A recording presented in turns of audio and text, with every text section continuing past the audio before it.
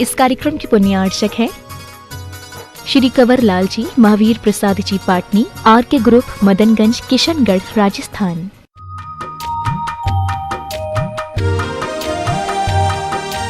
बन रही है। निश्चित ही बंधुओं, आने वाले समय में इस गुणायतन के माध्यम से न जाने कितने लोगों का कल्याण होगा, न जाने कितने लोगों के सम्यक्त्व का कारण बनेगा और आने वाली युवा पीढ़ी के मार्गदर्शक के रूप में होगा गुणायतन।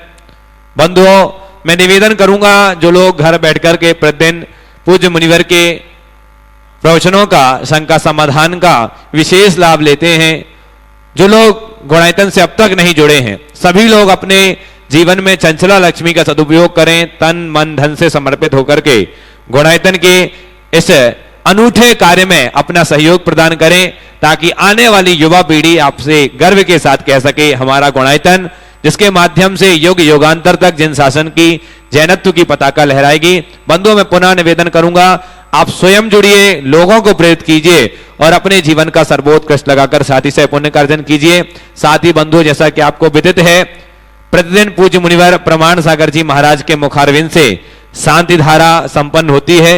यदि आप चाहते हैं कि आपके वैवाहिक वर्षगांठ, जन्म दिवस या किसी भी विशेष अवसर पर शांति धारा संपन्न हो, तो आप अपनी ओर से यहां पर अभिषेक शांति धारा करा सकते हैं और साथी से पुण्य कार्जन कर सकते हैं। साथ ही बंधु, जैसा कि आपको विदित है, विगत दिनों सिद्ध चक्र मंडल विधान यहां पर संपन्न हुआ पूज्य गुरुदेव के मुखारविंद से। उसमें जो कलश स्थापित किए गए थे, यदि आपका भाव बनता है तो आप, कुछ कलश शेष रह गए हैं तो आप मात्र 21,000 रुपए की राशि में अपने कलशों को आरक्षित करा सकते हैं। आपके यहां तक, यहां पर जो कलश हैं वो पहुंचाने की व्यवस्था की जाएगी। तो आप जो नीचे नंबर चल रहे हैं, इनमें संपर्क कर सकते हैं।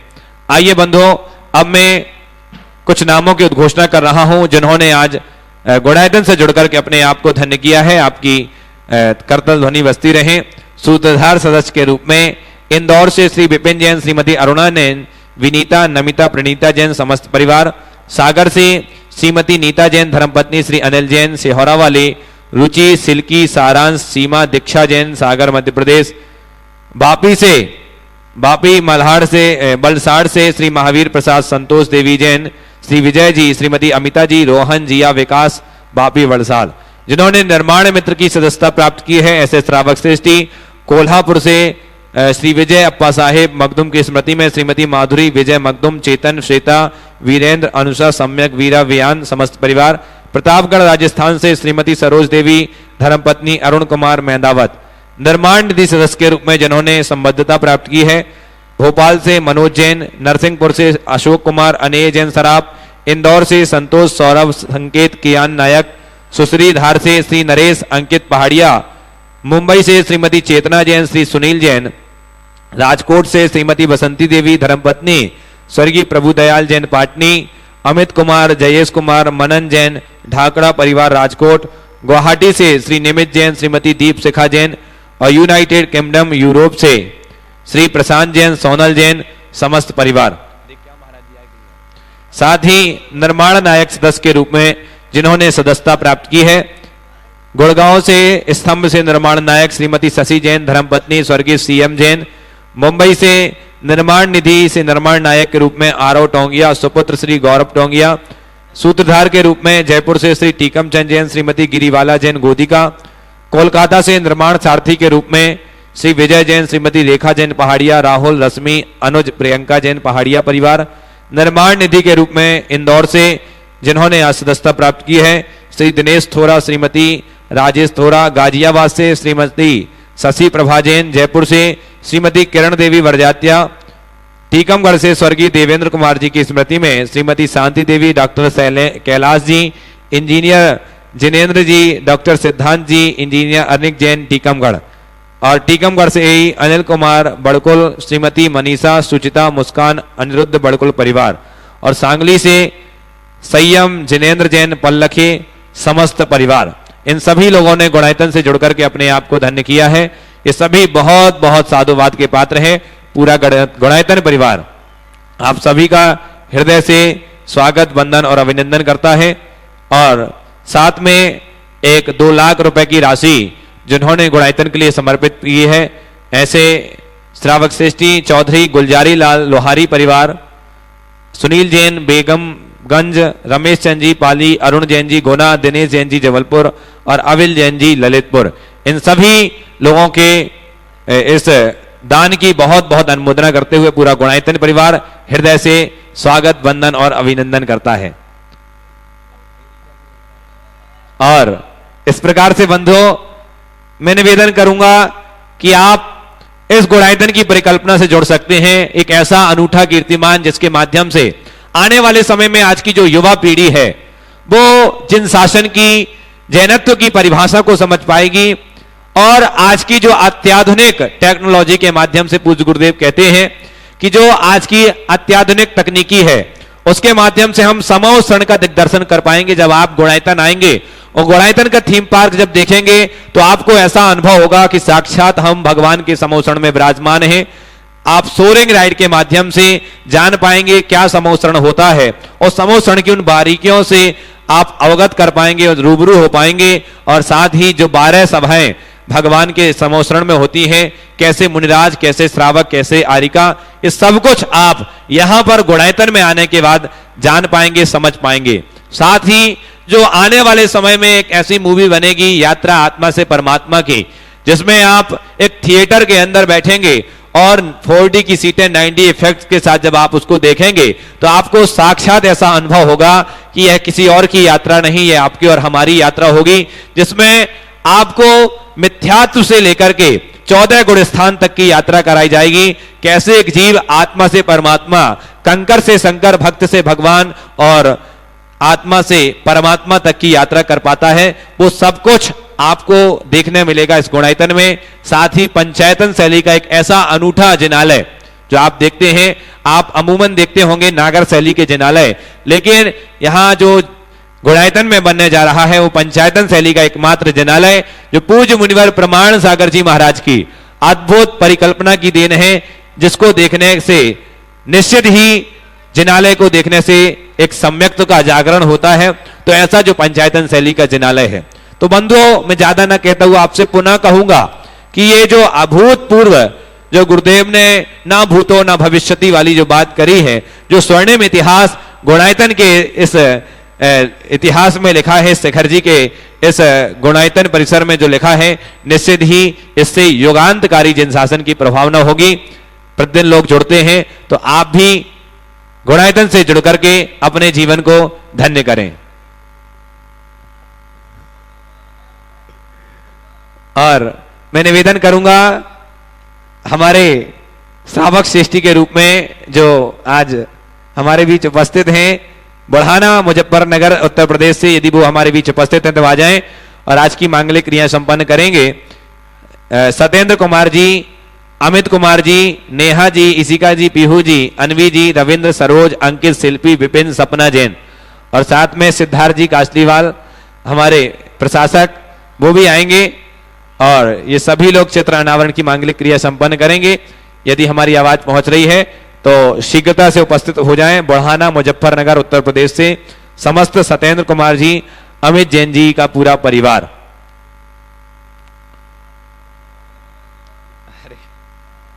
और ये उपस्थित हों। कुछ ही क्षणों में पूज्य गुरुदेव हमारे समक्ष होंगे। थोड़ा सा विलंब है, थोड़े से देर से ही पूज्य गुरुदेव हमारे समक्ष होंगे और हम सबको पूज्य गुरुदेव के मुखारविंद से मां जिनवाणी का रसस्वादन करने का अवसर प्राप्त होगा। अरे कोई प्रवचन चला दो कोई। आइए, पूज्य गुरुदेव मंचोन्मुख हैं और कुछ ही क्षणों में हमारे समक्ष होंगे। मैं निवेदन कर रहा हूं पुनः जो हमारे श्रावक श्रेष्ठी परिवार है, बुढ़ाना मुजफ्फरनगर से श्री सत्येंद्र कुमार जी, अमित जैन जी, नेहा जी, इशिका जी, पीहू जी, अनवी जी, रविंद्र जी, सरोज जी, अंकित जी, शिल्पी जी, विपिन जी और सपना जी जैन, समस्त परिवार, यदि ये समस्त परिवार हमारे बीच उपस्थित हैं तो आ जाएं और अपने आज की मांगलिक क्रिया संपन्न करेंगे। और मैं यही कहूंगा कि जिनकी वाणी को सुनकर के और का क्रंदन खो जाता है, इनके चरणों की रच पाकर माटी चंदन हो जाता है। और गुरु प्रमाण सागर जी जग में एक ऐसे संत अनूठे हैं, इनका वंदन करते करते खुद का वंदन हो जाता है। बोले परम पूज्य मुनिवर श्री 108 प्रमाण सागर जी महाराज की जय जय जय। मुनिवर श्री 108 अरह सागर जी महाराज की।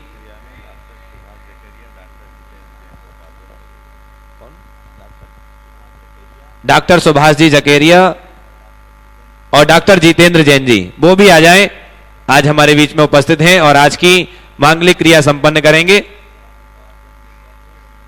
और विकास जैन जी मिर्जापुर और मनीष जैन जी बुढ़ार वो आए, सभी से निवेदन है आज की मांगलिक क्रिया संपन्न करेंगे। और श्रावक सृष्टि परिवार भी यदि उपस्थित हैं तो वो भी आएंगे। बुढ़ाना मुजफ्फरनगर से सत्येंद्र कुमार जी, अमित कुमार जी, जैन समस्त परिवार। आइए गुरुदेव के चरणों में श्रीफल अर्पण करके आशीष प्राप्त कर रहे हैं डॉक्टर जकेरिया जी और जितेंद्र कुमार जी भोपाल से।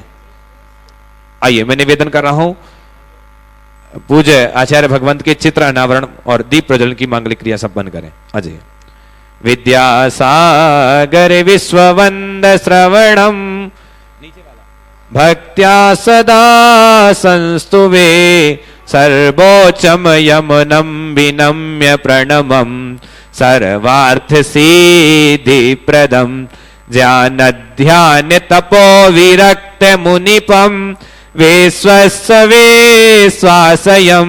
साकारम श्रमणम विशाल हृदयम सत्यम शिवम सुंदरम वेद्या गुरु वंदनम प्रमाण गुरु वंदनम।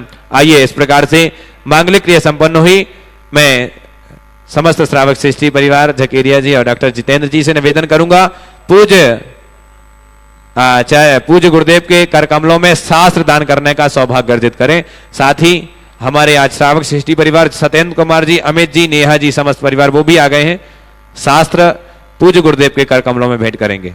आ जाइए बुढ़ाना परिवार। चलिए मंच खाली करते हैं शीघ्रता से। सभी से निवेदन है मंच में कोई भी ना आए, केवल जिनका नाम बोला जाए आ जाइए। जिनवाणी जग मैया जन्म दुख मेट दे।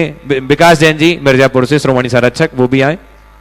जिनवाणी जग मैया जन्म दुख मेट दो समो शरण सामेल तुम्हारा गणधर जैसे भैया कुंद कुंद से पुत्र तुम्हारे तीर्थंकर से सैया जन्म दुख।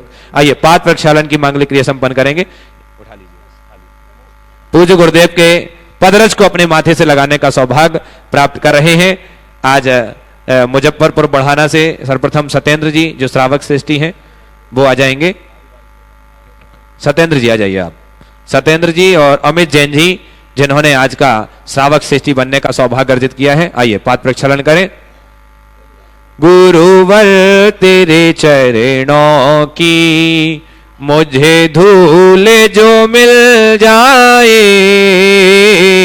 चरणों की रज पाकर तकदीर बदल जाए।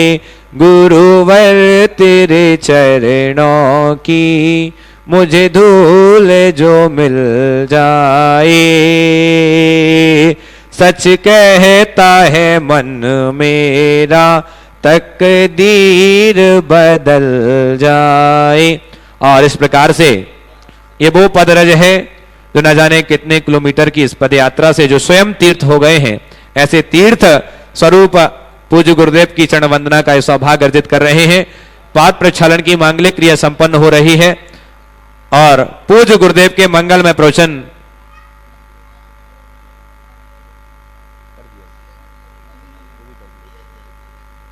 और एक बार मैं पुनः एक आपको सूचना जो दी थी कि सिद्ध चक्रमंडल विधान जो यहां पूज्य गुरुदेव के सानिध्य में संपन्न हुआ, ऐसी अनंत शक्ति मंत्र को शक्ति से भरपूर वो कलश जो है वो कुछ उपलब्ध हैं, अभी उपस्थित हमारे पास हैं। तो जो भी चाहते हैं मात्र 21,000 रुपए की राशि में अपने सपरिवार नाम हमें प्रेषित करें और आपकी व्यवस्था की जाएगी आपके घर तक पहुंचाने की पूरे गुणायतन ट्रस्ट की ओर से। साथ ही पूज्य गुरुदेव के मंगल कलश जो चातुर्मास कलश स्थापना की गई थी, जिन श्रावक श्रेष्ठी परिवारों ने चातुर्मास कलश स्थापित करने का सौभाग्य अर्जित किया था, वो आकर के अपने कलश प्राप्त कर सकते हैं। आप जब भी आए तो आप अपने सूचना देकर के यहाँ कलश प्राप्त करें। साथ ही यदि आपके परिवार से आपके रिश्तेदार नातेदार यदि कोई आता है तो वो भी कलश ले जा सकते हैं अपनी सूचना देकर के। तो इस प्रकार से बंधुओं आप भी, और साथ ही साथ प्रतिदिन पूज्य गुरुदेव के सानिध्य में गणधर वलय विधान जो चल रहा है अनवरत रूप से, यदि आप चाहते हैं तो आप भी एक दिन के गणधर वलय विधान की अपनी स्वीकृति प्रदान कर सकते हैं। यदि तो आइए बंधुओं चलते हैं बिना किसी विलंब के। पूज्य गुरुदेव के चरणों में निवेदन करते हैं कि गुरुवर प्रभु तो मौन बैठे हैं, हमारा वास्ता क्या है, गुरु जी आप बतला दो कि सच्चा रास्ता क्या है। हे गुरुवर अपनी मंगलमय वाणी से हम सबको कृतार्थ करें। नमोस्तु गुरुदेव, नमोस्तु गुरुदेव, नमोस्तु गुरुदेव। ओम। सभी लोग अपने दोनों हाथ जोड़ लें और मेरे साथ महामंत्र के स्मरण के लिए अपना मानस त्याग करें।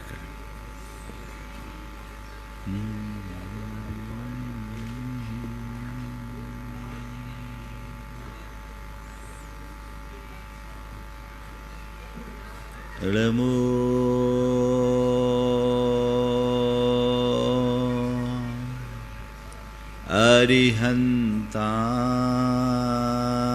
अरिहन्ताणं नमो अरिहन्ताणं नमो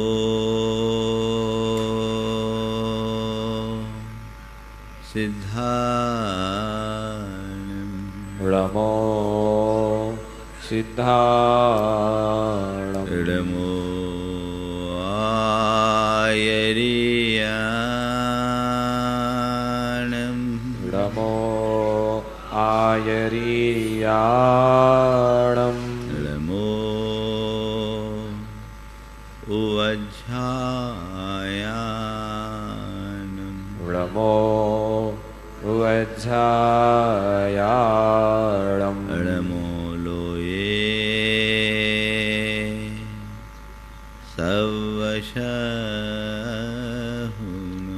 नमो लोए सौवसाहुरम् एषो पंच अळमोयारो ऐसो पंचडमो यारो सब्बपावपनाशिनो सौवपावपणासनो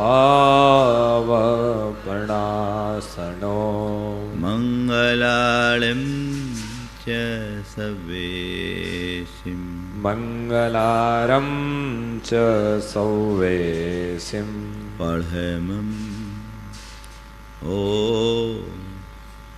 मंगलम पडवं होई मंगलम। जय बोलो देवादिदेव 1008 श्री भगवान महावीर स्वामी की जय जय जय। अहिंसा परमो धर्म की जय जय जय। परम पूज आचार्य गुरुवर श्री विद्यासागर जी महाराज की जय जय जय। बोले परम पूज्य गुणायतन प्रणेता मुनिवर श्री 108 प्रमाण सागर जी महाराज की जय जय जय। मुनिवर श्री 108 अरह सागर जी महाराज की जय जय जय।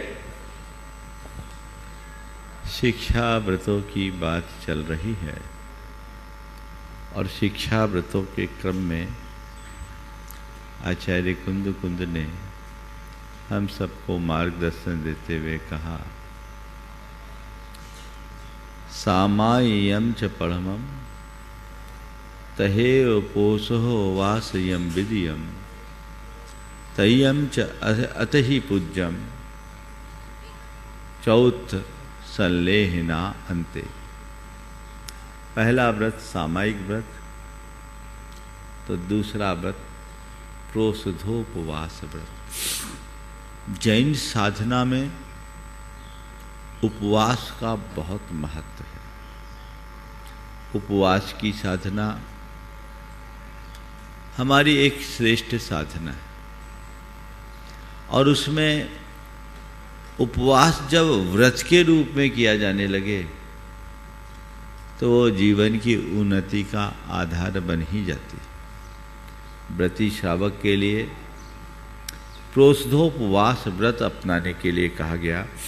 और प्रोषधोपवास व्रत के अंतर्गत अष्टमी और चतुर्दशी को एकासन पूर्वक उपवास करने का विधान है। प्रोषद का अर्थ होता है एक बार का भोजन, और उपवास यानी चारों प्रकार के आहार का त्याग। प्रोषद पूर्वक जब उपवास किया जाता है तो वह प्रोषधोपवास व्रत कहलाता है। अष्टमी को उपवास करना है तो सप्तमी को एकासन करें और नवमी को भी एकासन करें, यानी दोनों प्रोषद रखे, एक उपवास। त्रयोदशी को एकासन करें और 15 को एकासन करें, चतुर्दशी को उपवास। ये प्रोषधोपवास की उत्तम विधि है। मध्यम विधि के अंतर्गत तीनों दिन एकासन करें, और जघन्य विधि के अंतर्गत अगर ऐसा न हो तो अष्टमी और चतुर्दशी को एकासन करें। ये उपवास व्रत की साधना है जो व्रती जन करते ही हैं। आज मैं बात करने जा रहा हूं आप सबके बीच। व्रती तो उपवास करते ही हैं, अव्रती को भी उपवास करना चाहिए। जिस दिन आप उपवास करो उस दिन आप व्रती बन जाओगे। उपवास एक बड़ा व्रत है। जैन परंपरा में उपवास का बड़ा प्रचलन भी है। आज 4 बातें उपवास के संबंध में कहूंगा। उपवास क्या, उपवास क्यों, उपवास कैसे और उपवास कब। क्यों, क्या, क्यों, कब, कैसे। करते सब है, उपवास किसको बोलते हैं?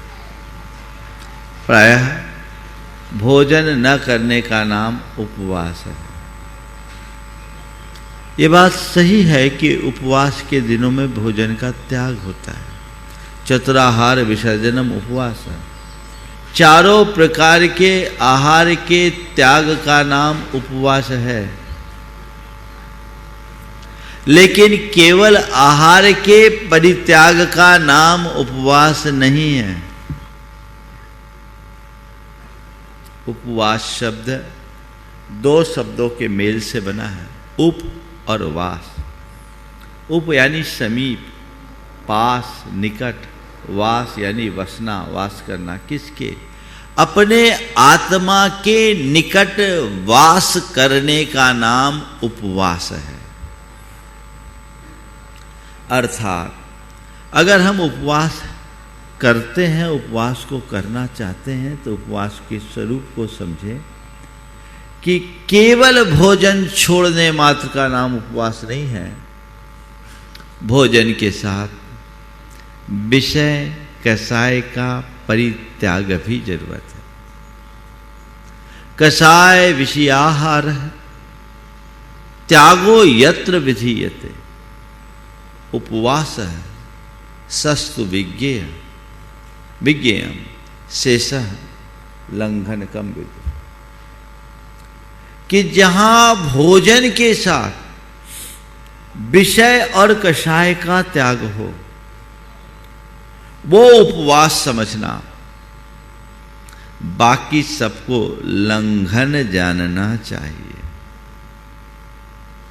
आप उपवास कर रहे हैं, बहुत लोग करते हैं, लेकिन उपवास करने के दिन भी लोग गोरख धंधे में लगे हैं। कई लोग तो मूवी देख देख करके दिन काटते हैं। ये उपवास कहां? ये लंघन है। भूखे रहने का नाम उपवास नहीं है। अपनी आत्मा से संवाद बनाकर आत्मा के निकट रहना ही उपवास है। तो जब आप उपवास के मूल स्वरूप को समझेंगे तो उपवास का आनंद ही अलग होगा। और जो उपवास के मूल स्वरूप को समझते हुए उपवास करते हैं उन्हें अपने उपवास का एहसास भी नहीं होता। और जो इस बात को भूलकर दुनियादारी में उलझे रहते हैं, उनका उपवास नहीं होता, खींच तान के दिन काटता है। मैं आपसे कहता हूं, दिन काटने के लिए उपवास मत करो, कर्म काटने के लिए उपवास करो। मेरे कर्म कटे, ये प्रयास और पुरुषार्थ हो, ऐसा उद्यम और उपक्रम हो, तो उपवास का आनंद बहुगुणित होगा। कभी आपने उपवास को इस रूप में देखा? अगर हम इस रूप में देखकर उपवास करते हैं तो उपवास का एक अलग आनंद है और उपवास का लाभ भी है। अब सवाल है, उपवास क्यों करें उपवास? अगर हम आध्यात्मिक और धार्मिक दृष्टि से देखें तो उपवास का मूल लक्ष्य आत्मा के साथ केंद्रीकरण है। हमारे यहाँ श्रावकों के लिए सामायिक के संदर्भ में कहा, उपवासम बदनीया सामायिकम बदनीया दुपवासे चैक भुक्तेवा,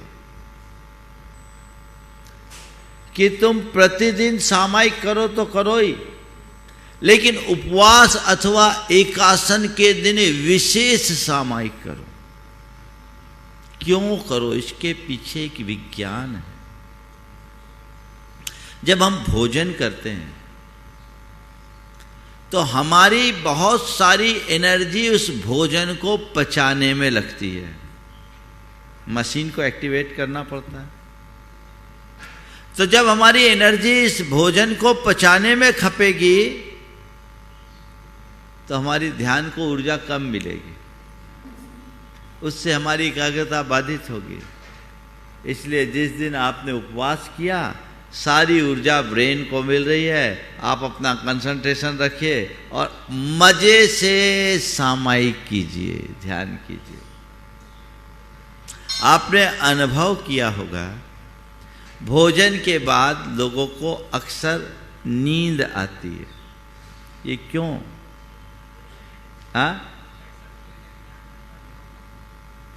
दिमाग में कम, इधर ज्यादा, यानी एनर्जी यहां ज्यादा खप रही है।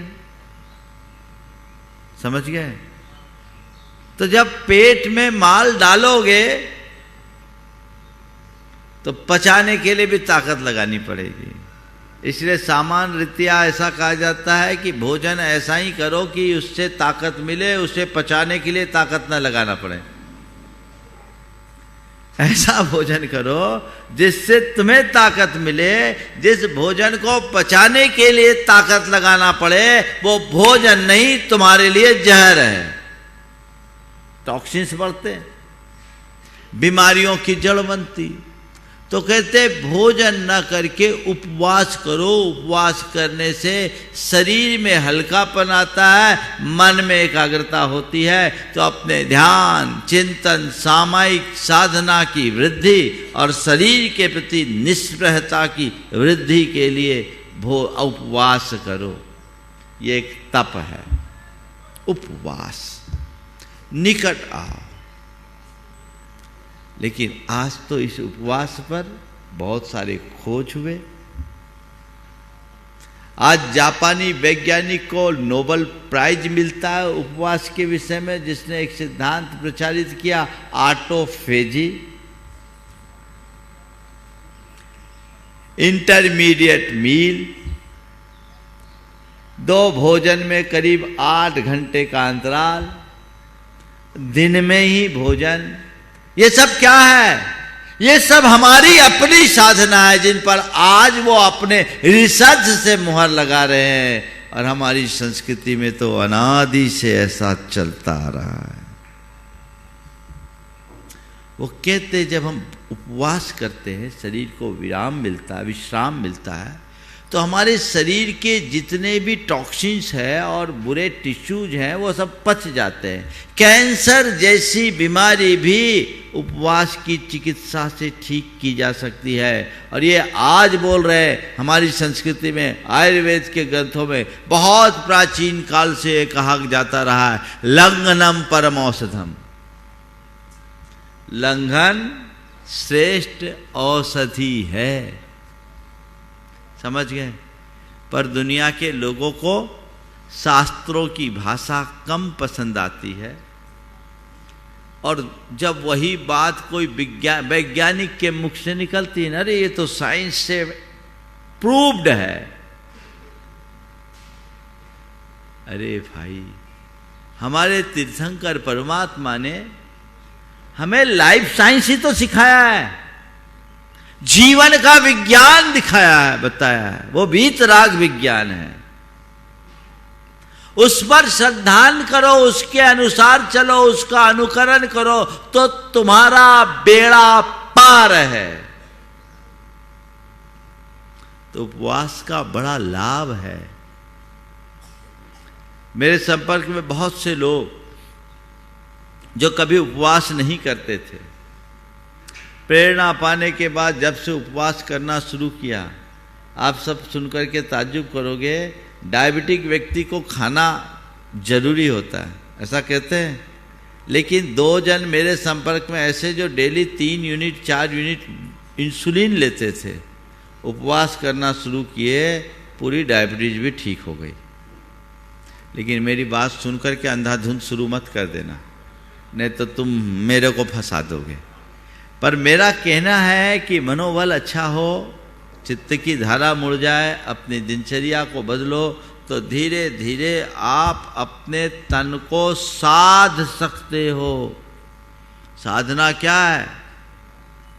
तन को साधना और मन को बांधना ही साधना है। तन को साधना और मन को बांधना साधना है। तन साधो, मन बांधो। धीरे धीरे धीरे धीरे अभ्यास से सब बातें घटित हो सकती है। बहुत सारे लोगों की बीमारियां ठीक हुई। आप भी ये अभ्यास कर सकते हैं। तो उपवास का फायदा तो आपको पता लग गया। अब उपवास कब करें? सब लोग कहते हैं बुढ़ापे में उपवास करेंगे। जीते जवानी से उपवास की साधना शुरू करो। ये मशीन है, इसको विश्राम दोगे कि नहीं दोगे? कितनी भी अच्छी मशीन हो, 24 घंटे जिस मशीन को आप काम में लोगे, आखिरकार उस मशीन की दशा खराब होगी कि नहीं होगी? हाँ, डॉक्टर जितेंद्र बोल रहे सबको संडे मिलता है, तो उपवास का नाम ही तो है पेट की संडे। विराम, उस दिन छुट्टी। और लोग बोलते महाराज छुट्टी के दिन तो और बाहर जाके ज्यादा खाते, और वो खाते जो आम दिनों में नहीं खाते, और खाना नहीं चाहिए। मुझे कोई गुरेज नहीं, आप छुट्टी मनाइए, बाहर खाना खाइए, पर एक दिन पेट की छुट्टी जरूर कीजिए। अगर स्वस्थ बने रहना चाहते हो और लंबे समय तक काम करना चाहते हो, तो इस मशीन को विराम दीजिए। 8 दिन में एक उपवास, 8 दिन में एक नहीं तो 15 दिन में एक उपवास। ये तो करे नहीं, करे ही। महाराज बहुत कठिन है, उपवास के तो नाम से ही प्राण सूखते हैं। अभ्यास कीजिए। पहले उपवास में हालत टाइट होगी, बिल्कुल पस्त हो जाओगे। पहली बार जब उपवास करोगे हालत टाइट होगी, घबराना मत। दूसरी बार जब उपवास करोगे तो फिर लाइट हो जाएगी, और तीसरी बार करोगे तो राइट होगी, फिर कोई प्रॉब्लम नहीं, फिर तुम्हें पता ही नहीं लगेगा कि हम उपवास कर रहे कि नहीं कर रहे। मैं एक स्थान पर था, एक दादाजी व्रती बने और उन्होंने मुझसे कहा, महाराज जी मैं उपवास नहीं कर पाता, मुझे बहुत तकलीफ होती है, मैं क्या करूं। चतुर्मास का समय था, चातुर्मास में प्रायः मैं अष्टमी चतुर्दशी 8 दिन में एक उपवास करता हूँ। तो उन दिनों अष्टमी चतुर्दशी को उपवास करता था। हमने कहा एक काम करो, जिस दिन मेरा उपवास हो उस दिन तुम उपवास करना और मेरे पास रहना। वो दिन भर मेरे साथ रहे, मेरे साथ सामायिक में बैठे, मेरे साथ स्वाध्याय दिन भर जैसा मैं करता रहा वो करते रहे। थोड़ी सी शाम के टाइम सुस्ती सी आई, हमने पहले बोला था 4 बजे तक का त्याग करना, जरूरत है तो ले लेना। 4 बजे पूछा क्या इरादा, मनी महाराज पूरा ही उपवास दे दो। उसके बाद फिर उनने चतुर्दशी को उपवास किया। बोले आज महाराज तो बहुत अच्छा लग रहा है, पहले से अच्छा लग रहा है। और जब तीसरी बार उपवास किया, बोले महाराज आप कह रहे हो तो पता लग रहा है कि उपवास है। एहसास ही नहीं होगा, अभ्यास कीजिए। और आप निर्जल उपवास नहीं कर सकते, जल लेकर कर लीजिए, शरीर का शुद्धिकरण होगा। उत्तम तो यही है कि एक उपवास करना, निर्जल करो, जल लेकर करो, जैसे बने करो, अभ्यास बनाओ। और जिस दिन उपवास करो कैसे करो, निर्विकल्प होकर कोशिश करो, व्यापार से, व्यवसाय से, घर गृहस्थी के कार्यों से अपने आप को मुक्त रखो। अपना समय स्वाध्याय में, चिंतन में, जाप में, पाठ में, सामायिक में, धर्मत ध्यान में लगाओ। जब शरीर को वेतन नहीं तो काम नहीं, नो पे नो वर्क, तब ना आराम होगा। अब उपवास भी कर लिए और लगे हैं सवेरे से दुकानदारी में, सवेरे से घर के कामों में। अब एक बार जब मैंने ऐसे कहा तो एक ने कहा, महाराज जी आजकल तो एकल परिवार है, अगर धर्मपत्नी उपवास करे उस दिन वो भोजन नहीं बनाए तो पूरे घर का उपवास हो जाएगा। समस्या तो गहरी है। धर्मपत्नी उपवास करे, वो भोजन न बनाए तो पूरे घर का उपवास होगा। बोले कुछ नहीं होगा। अरे धर्मपत्नी उपवास करती है तो तुम एक दिन रूखा सूखा खा के काम चला लो, और ज़्यादा है तो अपने हाथ से बना के खा लो। और मैं तो हमेशा कहता हूँ उनका दाम्पत्य बड़ा मधुर होता है जिसकी पत्नी उपवास करती है और पति पार ना कराता है।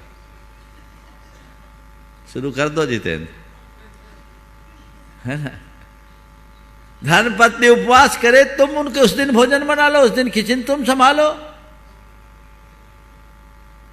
क्यों, ये क्या ये नहीं हो सकता? और एक सज्जन है ऐसे जो अपनी पत्नी को जिस दिन उपवास होता है उस दिन घर का काम खुद करते। बोले मैं अगर उपवास नहीं कर सकता तो कम से कम अपनी पत्नी के उपवास में साथ देकर उसके आधे पुण्य का भागी तो बन ही जाता है। उपवास के दिन व्रती बनिए, और जब व्रत बन करके कुछ कार्य, व्रती बन करके कार्य करोगे तभी निर्जरा होगे। शास्त्रों में लिखा है सम्मा डिठ्ठि से अविरदस्सवे न तवो महागुणोम होदी होदी अच्छी नानम चुंदच्युद कम व तस्स, कि अव्रती सम्यक दृष्टि का जो तप है वो बहुत फायदे वाला नहीं होता। वो हाथी का स्नान होता है, या चुंदच्युद कर्म। चुंदच्युद कर्म क्या होता है? पुराने समय में ड्रिल करने के लिए कारपेंटर लोग बर्मा कमानी रखते थे, हाथ से, हैंड प्रोसेस से ड्रिल होता। अब तो सब मशीन हो गई। तो इधर से खुला, इधर से बंधा। वो बर्मा में फंसाए रखते थे ना रस्सी का धागा, तो इधर किया तो खुला, इधर किया तो बंधा। आधा खुलना आधा लिपटना। तुमने जितना कर्म झड़ाया उतना ही बांध लिया, फायदा क्या हुआ? इसलिए उस दिन व्रती बन करके जियो, तब पापों से मुक्त है, जीवन का आनंद आए। तो उपवास ऐसी विशुद्धि के साथ कीजिए, उस दिन अपने आप को सब बातों से अलग करके कीजिए तो बड़ा आनंद आएगा। महाराज आप उपवास की बात कर रहे हो, कैसे करें समझ भी नहीं आता। देखो एक बात और है, महिलाएं तो हमारे समाज में बहुत उपवास करती हैं। पुरुषों में उपवास करने वाले या तो थोड़े उम्र दराज लोग होते हैं और जवान लोग कम होते हैं। ये चंद्रसेन करता है, जितेंद्र भी करते हैं, बहुत सालों से करते हैं। करिए, जो व्रती वो करते हैं, प्रेमचंद जी भी करते हैं, लेकिन उपवास का अभ्यास कीजिए। और उसके लिए क्या कीजिए, कोई छोटा छोटा व्रत ले लीजिए। सामने जब हमारा टास्क होता है ना, तो अपने आप सद जाता है, ये मुझे करना है, ये मुझे करना है। और चलो मैं एक और नीचे आ जाऊं थोड़ा, हाँ, मैं दूसरे तरीके का उपवास बताता हूं, शायद वो आपको पसंद आएगा, ज्यादा पसंद आएगा। खा पी के उपवास करो। खा पी के उपवास, हाँ, क्या करो, रात्रि में चारों प्रकार के आहार का त्याग। दिन का भोजन, रात का उपवास, ये तो कर सकते हो। बोलो, अगर आप रात्रि में चारों प्रकार के आहार का त्याग कर देते हो तो 12 घंटे का एक दिन में, महीने में 15 उपवास का फल मिल सकता है। साल में 6 महीने के उपवास का पुण्य ले सकते हो। बोलो, कर सकते हो कि नहीं कर सकते हो? इसमें कोई हर्ज है? लक्ष्य बनाओ, अभ्यास बनाओ कि नहीं, मैं रात में चारों प्रकार के आहार का त्याग करूंगा। ये बात जैन शास्त्रों में तो है ही, महाभारत में भी लिखा है। वहां 3 श्लोक आता है। नरकद्वारानि चत्वारि प्रथमम रात्रि भोजनम, परस्त्री गमनम चैव संधानानंत कायिके। नरक के 4 द्वार हैं, जिसमें पहला रात्रि भोजन है, दूसरा परस्त्री लंपटता है, तीसरी संधान अर्थात आचार मुरब्बा खाना, और चौथा अनंत कायिक का भक्षण करना, जमी कंद खाना। फिर कहते हैं नोदकम अपि पातव्यम रात्रो वातो युधिष्ठिर है, तपस्वी नाम विशेषण गही नाम च विवेकना। हे युधिष्ठिर, रात्रि में तो जल भी नहीं पीना चाहिए, खासकर तपस्वियों और विशेष विवेकी गृहस्थों को। और अंत में कहते ये रात्रो सर्वदाहारम परित्यजन्ति समेधस तेषां पक्षोपवासस्य फलम मासेन जायते। जो रात में चारों प्रकार के आहार का परित्याग कर देते हैं, उनको महीने में 1 पखवाड़े के उपवास का फल मिलता है। कर सकते हो? चलो महीना में 15 नहीं, 8 कर लो, 8 कर लो। 12 घंटे की जगह 8 घंटे का उपवास करो। कायदे से सूर्यास्त के बाद सब बंद करो। सूर्यास्त के बाद नहीं लेना है, चलता है तुमसे तो चलो लिक्विड लेंगे, और लिक्विड भी लेंगे तो 10 बजे से सवेरे 6 बजे के बीच नहीं लेंगे। 8 घंटा बच गए। 8 घंटा बचाया तो कितना हुआ? महीने में 10 दिन का उपवास, 240 घंटे निकल गए। समझ रहे बात को? है ये स्कीम। आसक्ति घटेगी तभी तपस्या बढ़ेगी।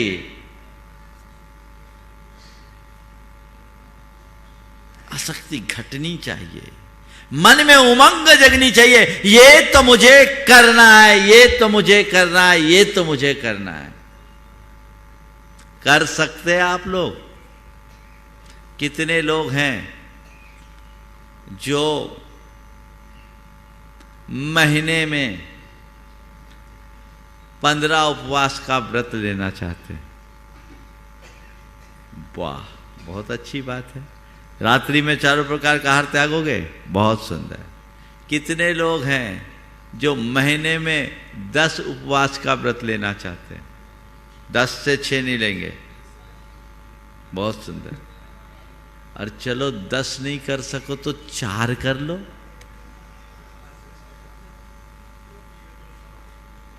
नहीं, अष्टमी और चतुर्दशी को आप एक वक्त भोजन का अभ्यास करो, और एक वक्त भोजन नहीं कर सकते तो 2 वक्त भोजन करो, और रात्रि में चारों प्रकार के आहार का त्याग कर दो। ये कर सकते हैं, अभ्यास बनाओ। और चलो ये नहीं कर सकते तो एक दूसरा उपवास बोलता हूं, सब स्कीम है। उपवास बताऊं? एक उपवास जो आजकल बहुत प्रसिद्ध है और जीवन के विकास के लिए बहुत जरूरी है। अपने आप को नकारात्मकता से बचाना चाहते हो, अपनी कार्य क्षमता बनाए रखना चाहते हो, अपने मन को, अपने तन को स्वस्थ बनाए रखना चाहते हो, तो एक काम करो, न्यूज फास्टिंग करने का नियम ले लो। News fasting. हम मोबाइल का प्रयोग नहीं करेंगे, इंटरनेट का प्रयोग नहीं करेंगे, सोशल मीडिया का प्रयोग नहीं करेंगे, और कोई न्यूज नहीं सुनेंगे, कोई टीवी चैनल नहीं देखेंगे, पढ़ेंगे नहीं, देखेंगे नहीं, सुनेंगे नहीं। मैं करता हूं न्यूज फास्टिंग। मैं अखबार वगैरह नहीं पढ़ता, न्यूज से मुझे कोई मतलब नहीं है।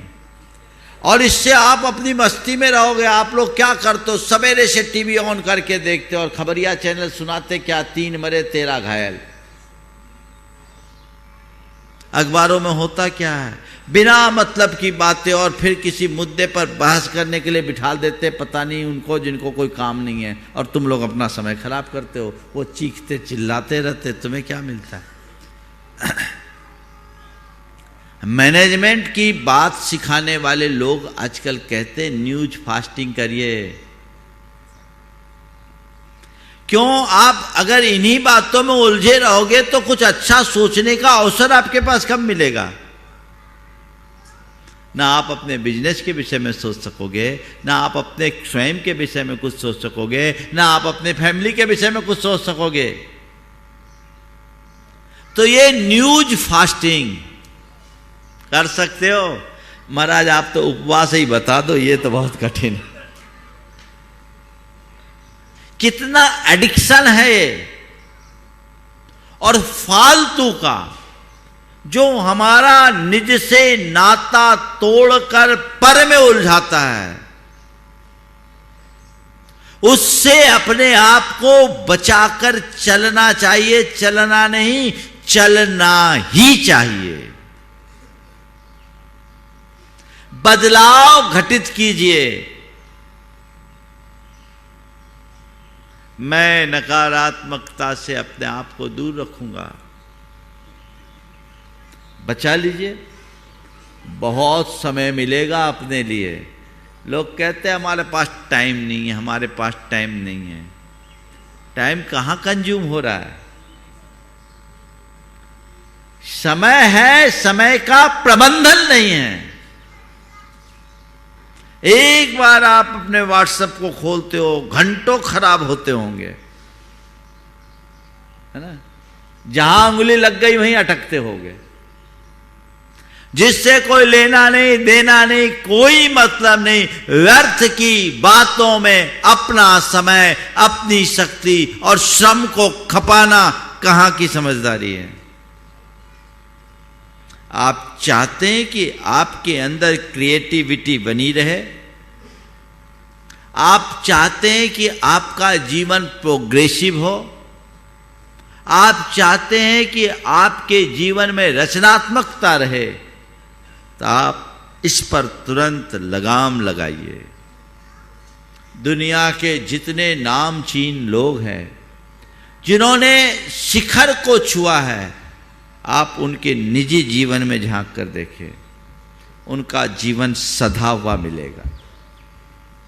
उनकी लाइफ स्टाइल आम आदमियों से भिन्न होगी।